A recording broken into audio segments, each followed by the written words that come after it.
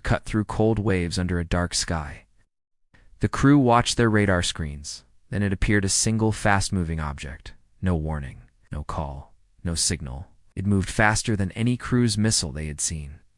The speed was unreal. The path was strange. The air inside the ship turned tight. Officers whispered one word: hypersonic.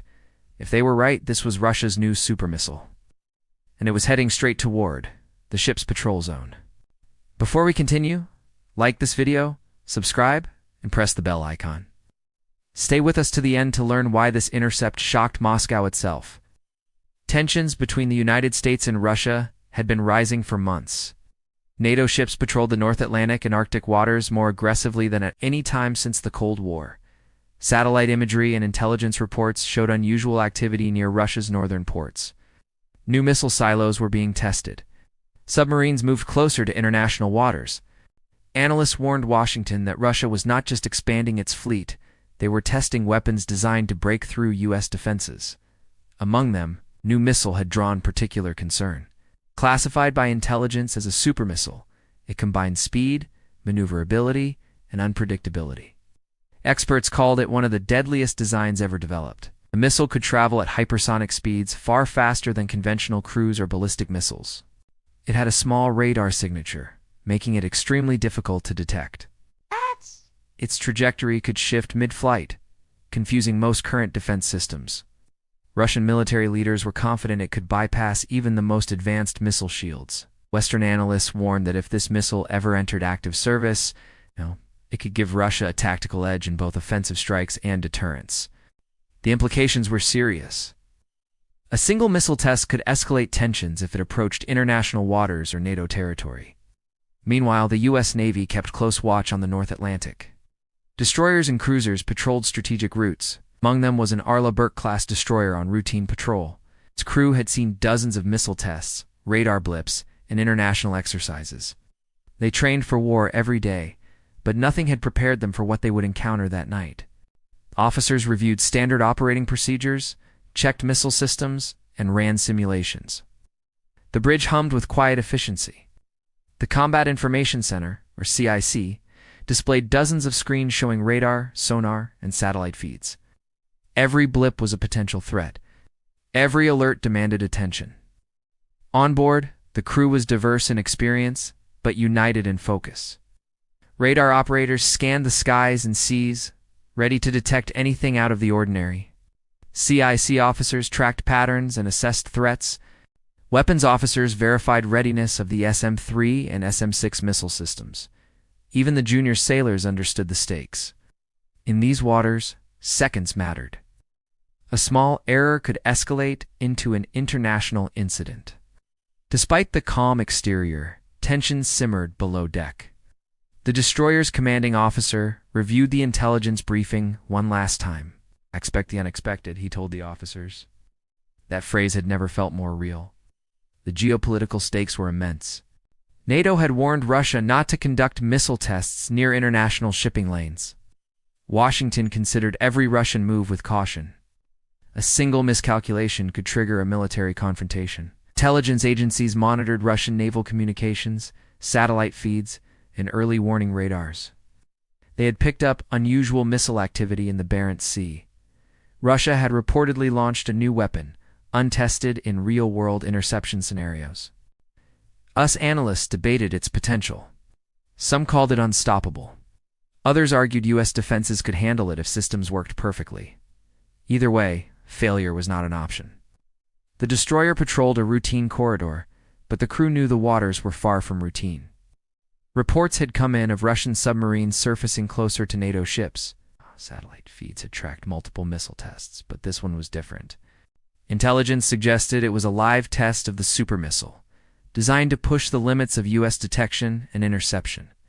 The missile's speed and evasive capabilities meant that the destroyer had mere minutes to respond if it entered international waters. Officers ran through simulations in their minds, preparing for a scenario that could escalate to global attention within hours.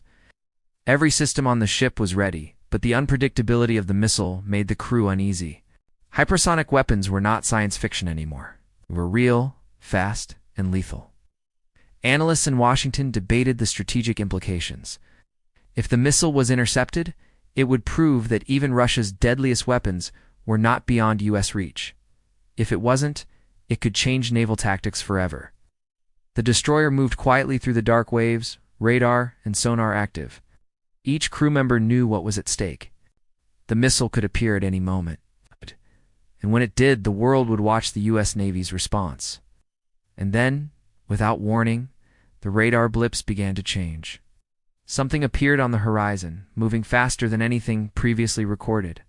Officers leaned over screens. The CIC erupted into controlled activity. It was no ordinary test. The supermissile, the one analysts had only read about in briefings, was in the air.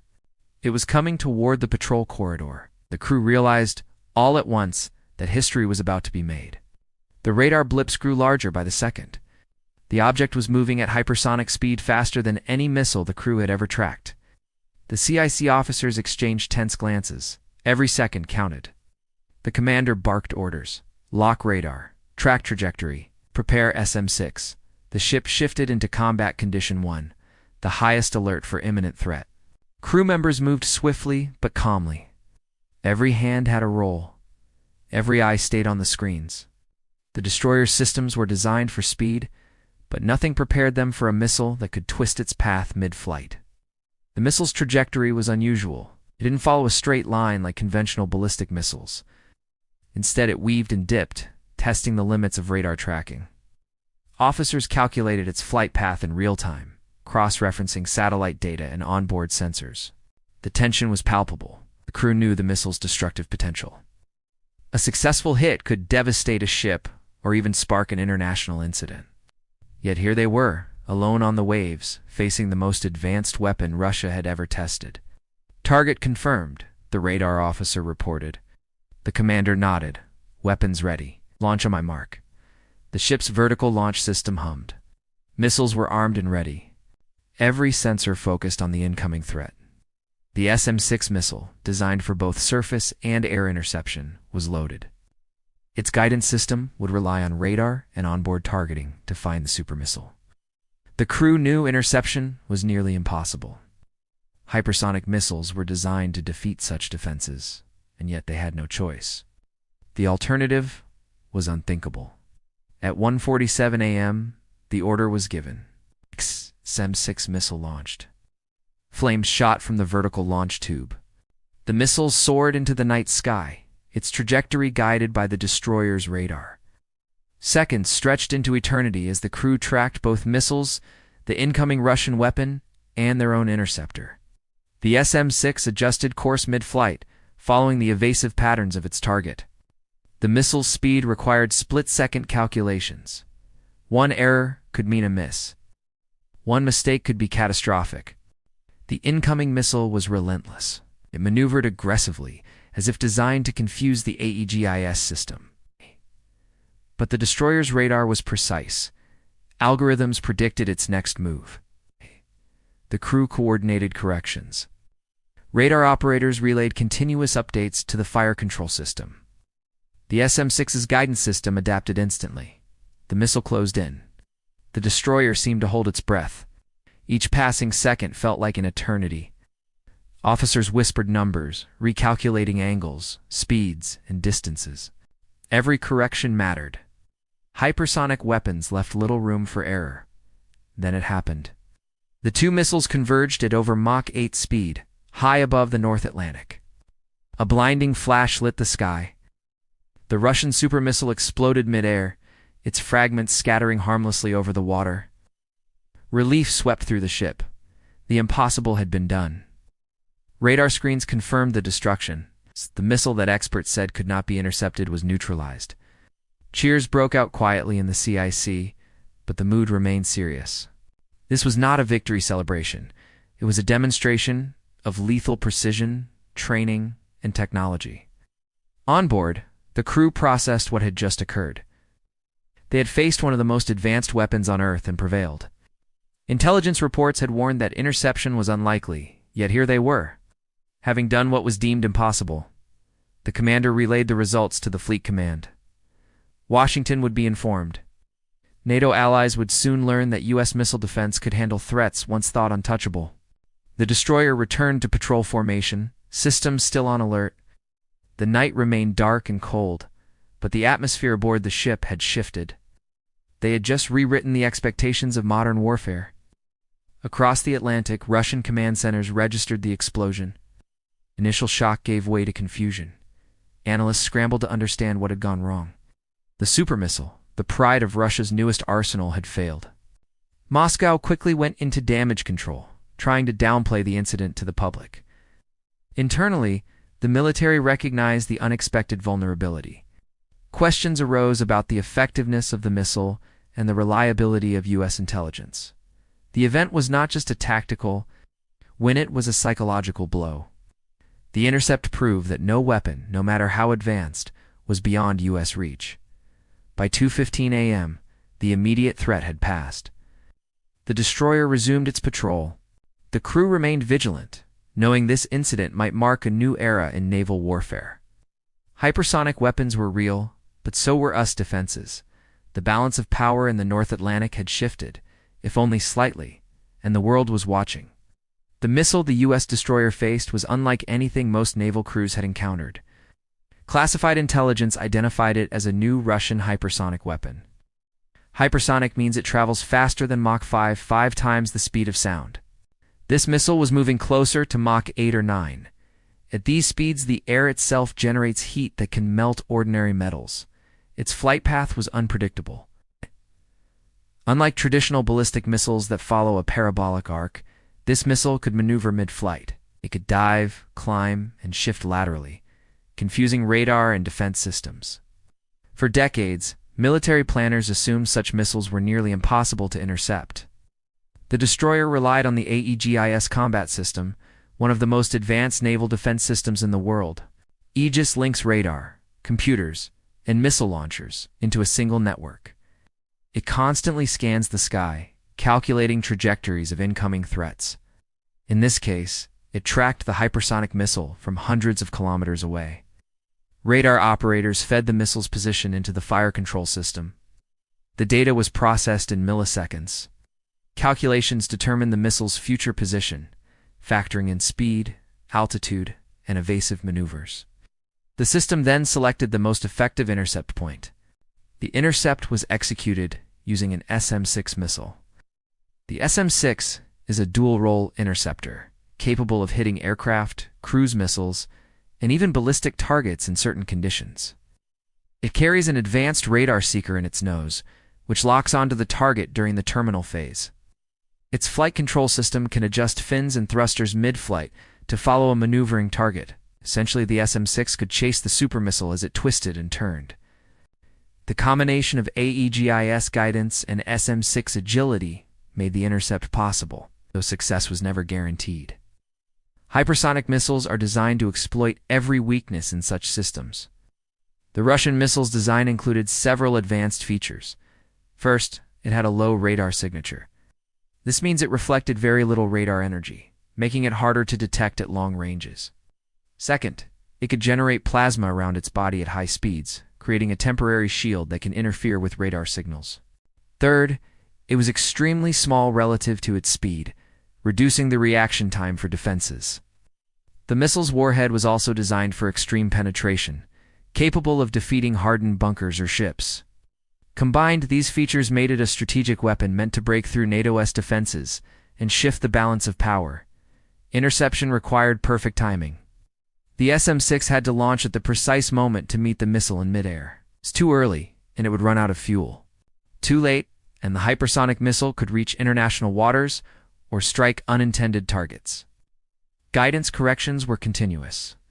The SM-6 used both inertial navigation and radar homing to follow its target. The Aegis system provided updates in real time, adjusting the missile's trajectory to match the enemy's maneuvers. Even at Mach 8, the intercept was possible because the destroyer's radar detected the missile early, giving enough time for calculations and adjustments. The successful intercept revealed something critical. While Russia had claimed the supermissile could evade all defenses, the Aegis SM-6 combination proved otherwise. It highlighted that, even at extreme speeds, Advanced radar networks and modern missile guidance could track and destroy hypersonic threats. This was a significant intelligence gain. Analysts could study the missile's speed, maneuverability, and flight behavior without it ever causing damage. They gained real-world data on one of Russia's top weapons. The destroyer's crew played a key role in the success. Human decision-making complemented automated systems. Radar operators, fire control officers, and missile technicians coordinated to ensure no detail was missed. Every calculation, every adjustment mattered. Without the crew's experience and training, the technology alone might not have been enough. This combination of human skill and advanced defense systems is what allowed the Intercept to succeed against a weapon designed to be unstoppable. The event sent shockwaves through Moscow. Russian military planners realized their hypersonic weapon, which had been touted as invincible, had a vulnerability. Analysts predicted that the Intercept would lead to accelerated missile development and testing, as Russia sought to regain confidence in its arsenal. For NATO, the Intercept confirmed that U.S. missile defenses were capable of handling emerging threats, even at extreme speeds. The balance of perception, if not power, had shifted. The destroyer demonstrated that hypersonic weapons, while revolutionary, were not beyond control when faced with preparation, technology, and skilled crews. By 2:15 a.m., the immediate threat was over. The supermissile lay in pieces over the North Atlantic. The destroyer's crew exhaled, but they remained on high alert. They knew this incident was bigger than a single intercept. Every radar sweep, every communication, every sensor reading mattered now. The Pentagon would analyze the event for weeks, extracting lessons and data from the missile's flight path, speed, and behavior. NATO allies were immediately briefed, and intelligence reports circulated quickly. Analysts labeled the Intercept a milestone in modern naval defense. In Washington, the response was cautious but clear. Senior military leaders reviewed the data. The SM-6 had performed perfectly. The AEGIS combat system proved capable against threats once thought untouchable. Discussions began about the future of hypersonic defense and whether additional systems should be deployed along vulnerable sea routes. Intelligence teams studied fragments of the missile recovered from the water, trying to understand its guidance systems, propulsion, and evasive technology. Each finding would inform upgrades to US ships and missile intercept strategies. Across the globe, Moscow reacted swiftly, though cautiously. State media tried to downplay the incident, claiming the missile was a routine test and that no operational systems were in danger. Internally, Russian military planners were alarmed. Supermissile had been hyped as unstoppable, a symbol of national power and technological superiority. Its failure, even in a controlled test, exposed weaknesses. Meetings were convened at high levels to assess how NATO defenses were able to track and intercept the missile. There was concern that sensitive technical data might have been compromised. The psychological impact of the intercept was immediate and profound. For NATO, the incident was a validation. Intelligence reports had suggested Russia was confident their new missile could bypass defenses. The successful interception changed that assumption. Naval forces could operate with a renewed sense of security in contested waters. Exercises were updated to include scenarios involving hypersonic threats. Ship commanders reviewed tactics, response times, and missile readiness. The event became a reference point for training, simulations, and planning. It demonstrated that even the fastest, most advanced weapons could be countered with the right systems and preparation. The incident also captured public attention, though much of it remained classified. Analysts speculated about the capabilities of Russian hypersonics and the proficiency of U.S. missile defense. Media reports highlighted the destroyer's role, though specific details about the missile and intercept methods were withheld. Security experts debated whether this would escalate the arms race or reinforce deterrence. For the crew on board the destroyer, the moment was less about fame and more about duty. They had performed a mission that could have had enormous global consequences, and they had succeeded with precision and professionalism. Strategically, the Intercept sent a clear message. Hypersonic weapons were not invincible. U.S. technology, training, and rapid response could neutralize even the most advanced threats. Russia faced a decision: accelerate missile development, risk more public failures, or adapt strategies to account for NATO and U.S. capabilities. For the first time, The supermissile was no longer a symbol of untouchable power. It was a weapon that could be countered. The balance of perception had shifted, and the world had witnessed a rare stakes demonstration of naval defense in action. The North Atlantic patrol route had become a proving ground for the future of modern warfare. The intercept of Russia's supermissile was more than a single event. In an instant, a weapon that many believed unstoppable had been destroyed. The implications stretched far beyond the North Atlantic. Militaries around the world took notice. Hypersonic weapons were no longer just theoretical threats. They were real, fast, and lethal. Yet this event proved that even the most advanced technology could be countered with preparation, training, and the right combination of systems. On board the destroyer, the crew reflected quietly. They had faced a missile that could travel over Mach 8, maneuver unpredictably, and evade most defenses. Yet they had succeeded. The achievement was not just technical, it was human. Radar operators, fire control teams, and weapons officers worked as one. Their training, focus, and calm under pressure made the difference. Technology alone could not have done it. Decisions made in seconds, executed perfectly, prevented a potential international crisis.